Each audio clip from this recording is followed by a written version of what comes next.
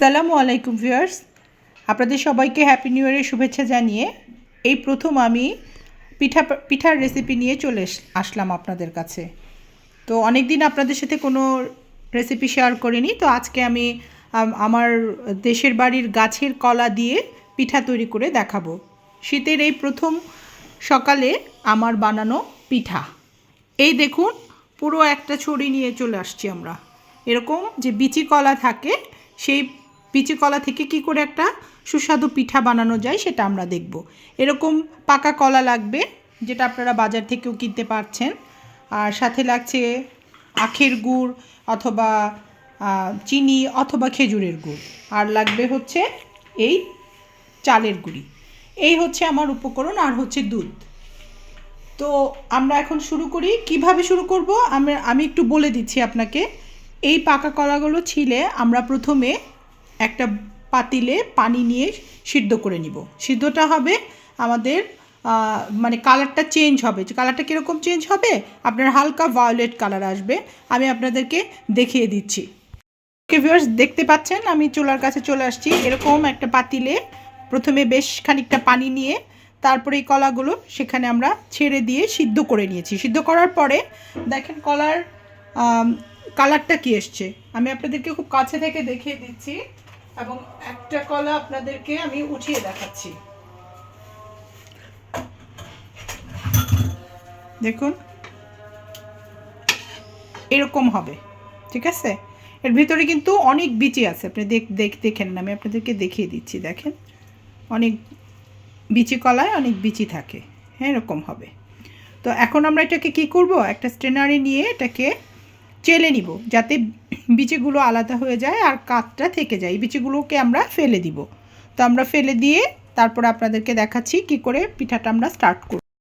Hello viewers, দেখতে পাচ্ছেন আমি কলাটা সিদ্ধর পরে এটা সুন্দর করে একটা পাতিলে নিয়েছি এবং এটা এখন আমরা কি করব, এটা আমরা জাল করতে থাকবো। আপনি দেখে নিন, এরকম একটা কাঠ তৈরি হবে। আমরা এটা সিদ্ধ করতে থাকি আর একটু, এবং ঘন হয়ে গেলে তখন আবার ফিরে আসছি। ওকে ভিউয়ার্স, আমরা দেখতে পাচ্ছেন এটা আমরা চুলার উপরে বসিয়ে দিয়েছি। মাঝে মাঝে একটু নেড়ে চেড়ে দিবেন, আর এখানে একটা তেজপাতা দিয়ে দিবেন। তারপর এখান থেকে কিছুটা রস, একটু দুধ আর একটু লবণ, আর আপনি গুড় চিনি আপনার হাতের কাছে যেটা থাকে সেটা দিয়ে এরকম করে একটু এটা জাল করে নেবেন। তারপরে আমরা এটার মধ্যে আমরা চালের গুঁড়ি দিয়ে, এই যে চালের গুঁড়ি রেখে দিয়েছি, চালের গুঁড়ি দিয়ে আমরা একটা কাই বানিয়ে নিব। ততক্ষণ পর্যন্ত একটু অপেক্ষা করেন। ভিউয়ার্স, দেখতে পাচ্ছেন এটা সুন্দরভাবে বুদবুদ হচ্ছে। এই যে দেখেন, একদম সুন্দর মতো একটু গ্রেভিটা একটু ঘন হবে। ঠিক এই মুহূর্তে আপনি আমাদের এই যে চালের গুঁড়িটা আছে দেখতে পাচ্ছেন, আমরা এখন অল্প অল্প করে চালের গুঁড়িটা এখানে দিব। অল্প অল্প করে দিব, হ্যাঁ, অল্প অল্প করে দিব। আর হচ্ছে একটু কিছুক্ষণ এটার সাথে রাখবো, রেখে একটু এরকম করে এটা জাস্ট আমরা একটা কাই বানাবো। হ্যাঁ, এটা আমরা কাই বানাতে থাকি, একটু হবে চুলার উপরে কম আঁচে আমরা এটাকে ঘুরিয়ে ঘুরিয়ে কাইটা বানাবো। কিন্তু চালের গুঁড়িটা আপনি একবারে দিবেন না, অল্প অল্প করে চালের গুঁড়িটা দিবেন। কিছুক্ষণ হবে, তারপর আবার আপনি চালের গুঁড়ি এর সাথে মিক্স করে দিবেন। হ্যাঁ, আমি দেখেন অল্প অল্প করে দিচ্ছি, আপনাদের দেখানোর জন্য আবার দিচ্ছি। ঠিক এইভাবে আমরা একটা সুন্দর করে খামির বানিয়ে নিব।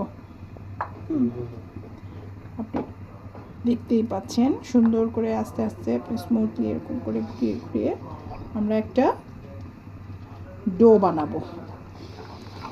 খামিরের মধ্যে দিয়ে আমরা একটা ডো বানাতে থাকি। ডো বানিয়ে আপনাদের কাছে আবার আমরা হাজির হচ্ছি। ওকে ভিউয়ার্স, আমরা এইভাবে দেখেন আমাদের একটু খামির বানিয়ে ফেলেছি। এখন এখান থেকে আমরা কি করব, ছোট ছোট করে লেচি কেটে নিব। ধরেন এই যে ছোট একটু নিলাম, আপনাদের সুবিধার্থে দেখিয়ে দিচ্ছি। হ্যাঁ, আমরা দুই হাতে সুন্দর করে অল্প ছোট্ট ছোট্ট একটু নিয়ে, এই যে দেখেন এতটুকু, হ্যাঁ, নিয়ে এটাকে এরকম করব। আপনার যদি হাতে লেগে যায় তাহলে একটু আটা নিয়ে নেবেন, চালের গুঁড়ি, ঠিক এরকম হবে। এইভাবে আমরা পিঠাগুলো কি করব, বানিয়ে নিব। দেখেন এই যে সুন্দর ছোট, আপনার ইচ্ছা মতো আপনি সাইজ দিবেন, কিন্তু এটা ছোট ছোট হলে খুব টেস্ট, দেখতে ভালো লাগে, খেতেও ভালো লাগে, মুখে গেলে এটা অন্যরকম টেস্ট লাগে। তো এখন দেখেন এই পাশে চুলাতে আমি হচ্ছে দুধ বসিয়ে দিয়েছি এবং এখানে কিন্তু অলরেডি এটা আমার কলার যে রসটা আছে সেটাকে আমি ছেঁকে সুন্দর বিচিগুলো ফেলে দিয়ে এর মধ্যে গুড়, আখের গুড় দিতে পারেন, চিনি দিতে পারেন, অথবা খেজুরের গুড়, যেটা আপনার পছন্দ সেটা দিয়ে আমি কিছুক্ষণ এটা জাল করে নিব, মানে এটাকে একটা বলক আসবে। আর পিঠাগুলো আমার হবে ঠিক এরকম, দেখেন আমি বানিয়ে নিয়েছি। হ্যাঁ, আপনি দেখতে পাচ্ছেন এরকম ছোট ছোট করে, একটু কাছে থেকে দেখাচ্ছি, দেখেন সুন্দর একটা সাইজ হয়েছে। হ্যাঁ, এটা যখন আমাদের কলার রসটা অনেক বলক আসবে ঠিক তখন আমি অল্প অল্প করে ছাড়বো, সেটা আপনাদেরকে দেখাচ্ছি বলক আসার আগ পর্যন্ত। ভিউয়ার্স, দেখতেই পাচ্ছেন সুন্দরভাবে আমার কলার রসটা এরকম বলক চলে এসছে, একদম ফুটছে টকবক করে। এখন দেখেন আমি এর মধ্যে কি সুন্দর করে আস্তে আস্তে আমার এই সুন্দর কলার পিঠাগুলো ছাড়ছি, কিন্তু খুব আস্তে আস্তে ছাড়তে হবে। হ্যাঁ, একসাথে না, বলকের আশেপাশে করে সুন্দর করে, যাতে জমাট বেঁধে না যায়, হালকা করে সুন্দর করে আমি সবগুলো পিঠা আস্তে আস্তে ছেড়ে দিব, একসাথে না, আস্তে আস্তে। আপনারা দেখেন আমি কিভাবে ছাড়ছি। শীতের দিনে এই কলার পিঠা রাত্রে বানিয়ে রেখে সকালে খাবেন, খুবই মজা লাগে। একদম অরিজিনাল আমাদের গাছের কলার রস থেকে আজকের এই পিঠাটা আমি তৈরি করছি। তো এটা আমি এরকম করে দিয়ে কিছুক্ষণ হতে দিব, তারপর আবার দেখাচ্ছি। ওকে ভিউয়ার্স, দেখতে পাচ্ছেন আমাদের এটা পিঠা ছাড়ার পরে দেখেন কি সুন্দর একটা কালার আসছে, এবং পিঠাটা কিন্তু হয়ে গিয়েছে। হ্যাঁ, এটা হয়ে যাওয়ার পরে আমরা এখন এখানে কিছুটা দুধ ঢালবো, হ্যাঁ, একটু গ্রেভির জন্য, এবং দুধটা হবে আপনার একদম ঘন। ঘন আপনি দুধ দেওয়ার পরে এটাকে একটু নেড়ে চেড়ে দিবেন। এটা কিন্তু ঠান্ডা হওয়ার পরে সার্ভ করবেন। তারপর আমি আপনাদেরকে দেখিয়ে দিচ্ছি, দুটো তেজপাতা দিয়ে দিবেন, এটাতে একটা এক্সট্রা ফ্লেভার আসবে। তো আমাদের কিন্তু পিঠাটা ইনশাল্লাহ শেষ হয়ে গিয়েছে। তো আমি এখন আপনাকে একটু সার্ভ করে দেখাচ্ছি।